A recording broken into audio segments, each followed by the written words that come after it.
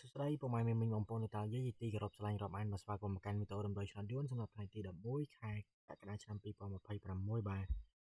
ចំពោះបងប្អូននៅតាមយាយណាដែលចាំបានលេខច្បាស់ល្អលេខ VIP បងប្អូនអាចឆាតចូលប្រអប់ផ្សាយដើម្បីសុំលេខ VIP បាននៅមានវេលាម៉ោង 1:30 នាទី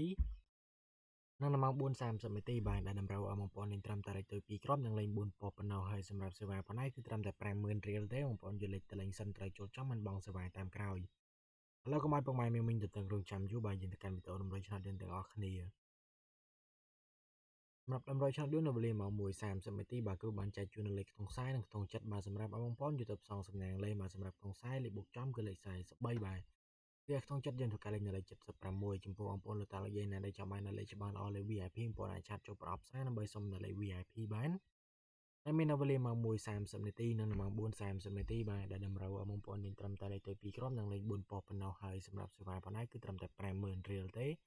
បងប្អូនយកលេខទៅលេងសិនត្រូវចូលចំមិនបងសេវាតាមក្រោយឥឡូវយើងងាកមកម៉ោង 6:30 នាទីបាទយើងធ្វើការលេងនៅលេខក្នុង10និងក្នុង6បាទសម្រាប់ក្នុង10លេខបុកចំគឺលេខ11បាទហើយក្នុង6យើងធ្វើការលេងនៅលេខ62សម្រាប់បងប្អូនលោកតាលោកយាយណាដែលចង់បានលេខច្បាស់ល្អលេខ VIP បងប្អូនអាចឆាតចូលប្រអប់ផ្សាយដើម្បីសុំនៅលេខ VIP បាននៅមាននៅវេលាម៉ោង 1:30 នាទី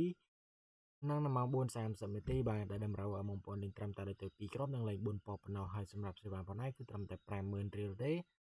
បងប្អូនយកលេខទៅលេងសិនត្រូវចូលចំមិនបងសេវាតាមក្រោយចំពោះបងប្អូនដែលចូលមកទស្សនានៅវីដេអូនេះបាទកុំភ្លេចជួយចុច like ចុច share និង follow page របស់ផងក៏ដូចជាចុច subscribe ដើម្បីទទួលបាននៅវីដេអូដំណើរឆ្នោតថ្មីៗជារៀងរាល់ថ្ងៃបាទឥឡូវវីដេអូនេះគឺឈានចូលមកដល់ទីបញ្ចប់ផងដែរសូមអរគុណនិងសូមជម្រាបលា